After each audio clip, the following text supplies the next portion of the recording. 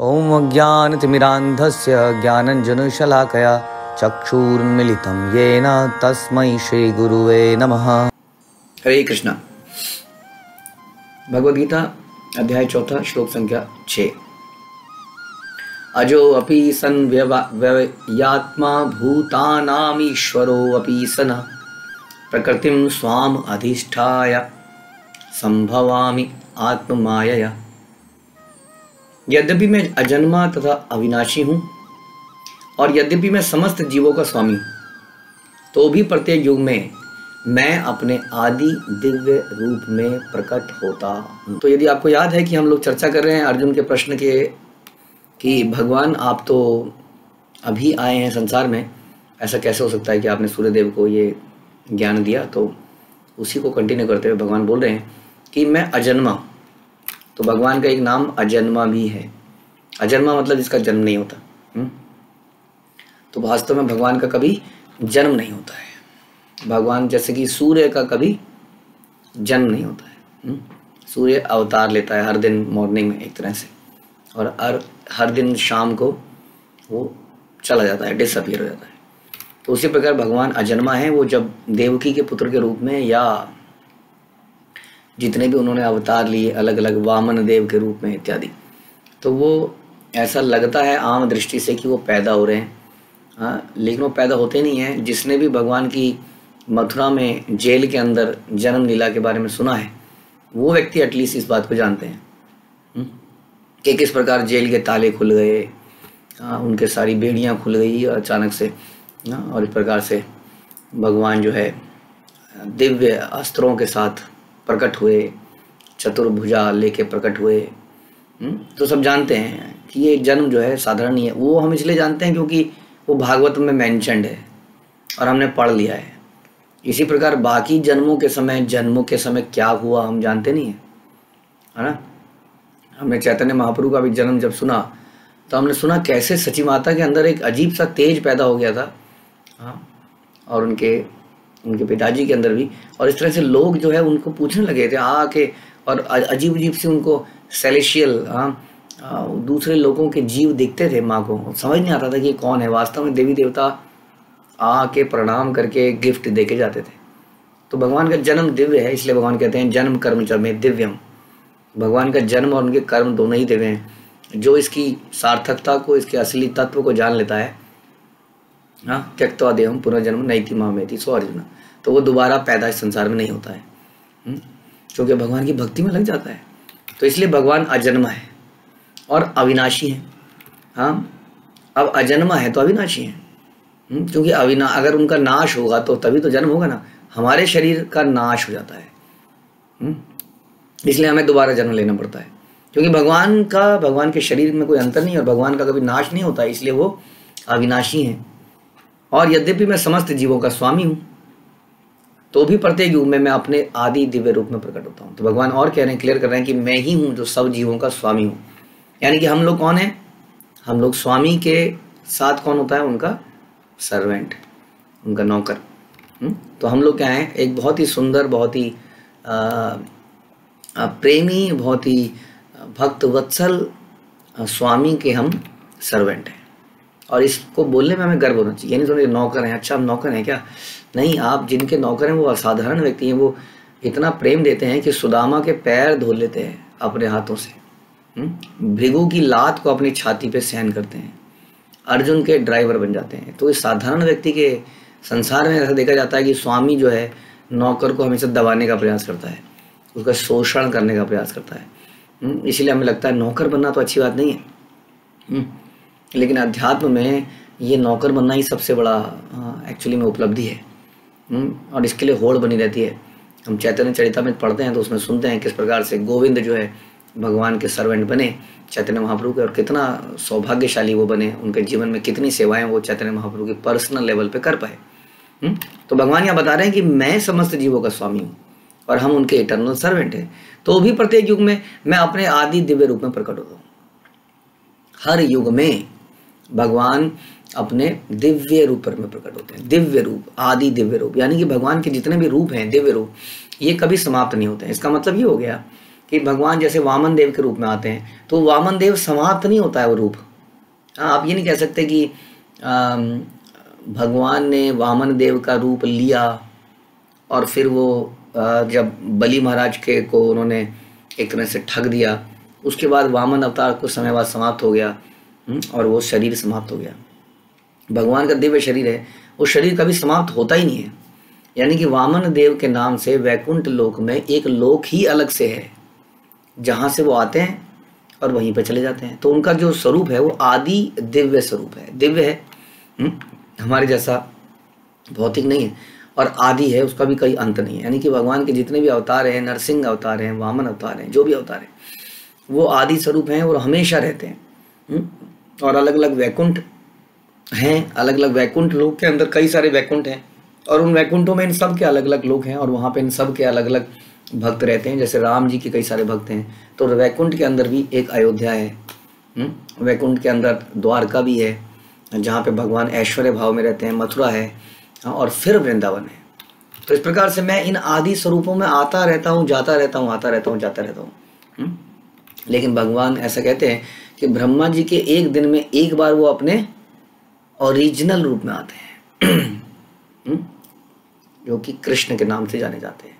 एतः चांसकला पुंसा कृष्णस्तु भगवान स्वयं, कि बहुत सारे भगवान के अवतार होते हैं, अंश अवतार, पूर्ण अवतार, ये जो भी अवतार, अंश का क्या कहते हैं उसको, जो उनके अंश के अंश अवतार हैं, ये सारे अवतार होते हैं। लेकिन जब वो ब्रह्मा जी के एक दिन में 7वें मनवंतर के 28वें युग साइकिल में हर बार अपने ओरिजिनल कृष्ण श्याम सुंदर स्वरूप में आते हैं, ऐसा ब्रह्मा जी के हर दिन में होता है। और आप जानते हैं ब्रह्मा जी का एक दिन कितना बड़ा है, हाँ, काफ़ी लाखों साल बड़ा है। तो इस प्रकार से भगवान यहाँ बता रहे हैं, अर्जुन को थोड़ा सा ज्ञान दे रहे हैं कि अर्जुन समझो, मैं उस आदि रूप में आता हूँ, चला जाता हूँ, आता चला जाता हूँ, तुम्हें ये सब याद नहीं है। प्रभुपाद बताते हैं कि हमसे अगर कुछ घंटे पहले की बात, अगर मैं आप सबसे पूछूं कि कल शाम को आपने क्या खाया था, तो थोड़ी देर सोचना पड़ जाता है, कल शाम को क्या खाया था, याद नहीं आ रहा है प्रभु जी। और अगर मैं ये पूछ लूँ कि पिछले हफ्ते क्या खाया था, पिछले वीरवार को आपने शाम को क्या खाया था, ये तो बहुत ही पेचीदा क्वेश्चन हो जाएगा, है ना। अब सोचिए, हमारी क्षमता बहुत ही लिमिटेड है, हाँ, इसलिए। और भगवान जो है, न जाने कितने जन्मों हमने जन्म ले लिया, हर जन्म के बारे में हमारे जानते हैं। इसलिए वहाँ अर्जुन को बता रहे हैं कि मैंने और तुमने बहुत जन्म ले लिए हैं अर्जुन, तुम्हें याद नहीं है लेकिन मुझे याद है। और मैं जब भी आता हूँ तो मेरा जन्म साधारण नहीं है, मैं दिव्य शरीर में आता हूँ। इसलिए कोई व्यक्ति ये ना समझे कि जन्माष्टमी के दिन भगवान पैदा हुए थे, दूध पीते बच्चे थे, सुसु पॉटी करने वाले नहीं। वो तो शंख चक्र गदा पद्म के साथ आए थे, काहे का दूध और काहे का क्या, ऐसी वो लीला करते हैं। बहुत सुंदर परपट में श्रील प्रभुपाद बताते हैं कि वे सामान्य जीव की भांति शरीर परिवर्तन नहीं करते। इस जन्म में बद्ध जीव का एक प्रकार का शरीर हो सकता है, किंतु अगले जन्म में हमारा शरीर डिफरेंट काइंड ऑफ हो जाता है। आप कहेंगे प्रभु जी, इस जन्म में मैं अपनी नाक से बड़ा खुश नहीं हूँ। हाँ, हो सकता है अगले जन्म में आपकी बड़ी सुंदर नाक हो जाए, हो सकता है कि नहीं। और हो सकता है कि गैंडे जैसी नाक हो जाए, इतनी तीखी हो जाए कि हो सकता है अपने इस जन्म में अपने बालों से प्रिय आपको लगता है बाल इस बार अच्छे नहीं आए, तो हो सकता है अगली बार भालू की तरह पूरे शरीर में बाल हो जाए। तो जो कमी आप इस बार इस जन्म में बौना रह गया, तो हो सकता है अगले जन्म में आप जिराफ बन जाए। तो हर जन्म में हमें अलग तरह का शरीर मिलता है। भौतिक जगत में जीव का कोई एक स्थायी शरीर नहीं है। हाँ, इसी भौतिक जगत के अंदर भी हमारा स्थायी शरीर नहीं है, हमारा शरीर बदलता रहता है। हम बचपन से लेकर अब तक देखते हैं शरीर को कितना बदल चुका है। अभी तो वह एक शरीर से दूसरे शरीर में देहांतरण भी करता है, किंतु भगवान ऐसा नहीं करते। जब वो प्रकट होते हैं तो अपनी अंतरंगा शक्ति से आते हैं। दूसरे शब्दों में कृष्ण जगत में अपने आदि शाश्वत स्वरूप में 2 भुजाओं में बांसुरी धारण किए अवतरित होते हैं। तो उनका आदि स्वरूप कौन सा है? भगवान का आदि स्वरूप विष्णु का स्वरूप नहीं है चक्र धारण करे हुए। भगवान का आदि स्वरूप बांसुरी धारण किए हुए हैं, और यही उनके पर्सनैलिटी को सूट भी करता है।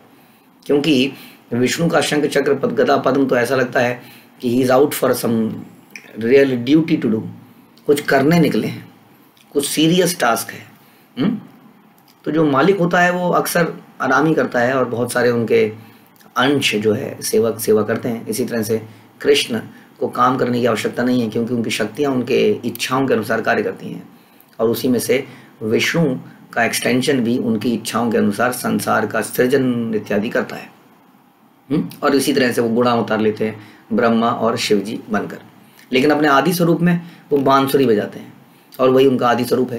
वे इस भौतिक जगत से निष्कलुषित रहकर अपने शाश्वत शरीर सहित प्रकट होते हैं, हाँ, और उसी दिव्य शरीर में चले भी जाते हैं। और लेकिन वो जब प्रकट होते हैं तो ऐसा प्रतीत होता है कि एक साधारण व्यक्ति पैदा हुआ है, क्योंकि वो हमारी स्मृति को ढक लेते हैं। ऐसा हमें प्रतीत कराते हैं कि मैं एक साधारण बालक हूँ, साधारण जीव हूँ, और ऐसा लगता है कि भगवान धीरे धीरे छोटे से बड़े हो रहे हैं, बड़े हो रहे हैं, बड़े हो रहे हैं, बड़े हो रहे हैं, बड़े हो रहे हैं, जैसे कि हम होते हैं।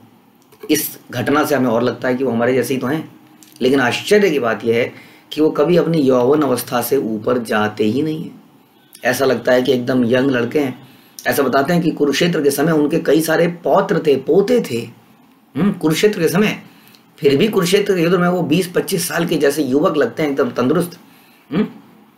हमने भगवान की कभी वृद्धावस्था का कोई चित्र नहीं देखा, क्योंकि हमने कभी देखा ही नहीं, हाँ, कि वो हमारे सामने वृद्ध होते ही नहीं है, जबकि वो भूत वर्तमान भविष्य में सबसे वयोवृद्ध पुरुष हैं। हाँ, ना ही उनका शरीर की बुद्धि क्षीण होती है, ना ही शक्ति क्षीण होती है। इसलिए इससे स्पष्ट होता है कि जगत में रहते हुए भी वे उसी अजन्मा सच्चिदानंद रूप वाले हैं। हाँ, इसी से साबित होता है। कई लोग कहते हैं कि कृष्ण एक शरीर धारण करते हैं, वो एक महत्वपूर्ण व्यक्ति हैं, लेकिन भगवान थोड़ी हैं। वो एक महत्वपूर्ण व्यक्ति हो सकते हैं, लेकिन वो इसी संसार में रहते हुए इस शरीर से ऐसे ऐसे काम कर लेते हैं जो कि अद्भुत हैं। एक पर्वत को उठा लेना, और जैसे मैंने बताया कि ऐसा बताया जाता है कि कुरुक्षेत्र के समय उनकी एक्चुअल संसार में आयु अगर माने कैलकुलेट करें तो लगभग 125 साल थी, और उस समय भी वो एकदम, आप जानते ही हैं कैसे कैसे दिखते हैं। तो इसलिए भगवान के ऊपर कभी भी भौतिक चीज़ों के इसमें हैरानी की कोई बात नहीं है, क्योंकि he is above the material modes of nature.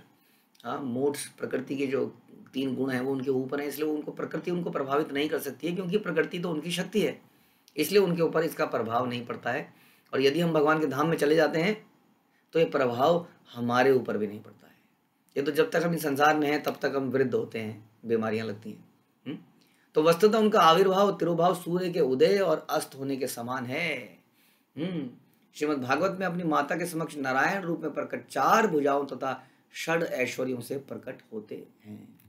तो इस प्रकार समझने की वस्तु ये है कि भगवान का जन्म साधारण नहीं है, इसलिए भगवान कहते हैं जन्म कर्म च में दिव्यम, मेरा जन्म दिव्य है, इसलिए हम उनको अजन्मा कहते हैं।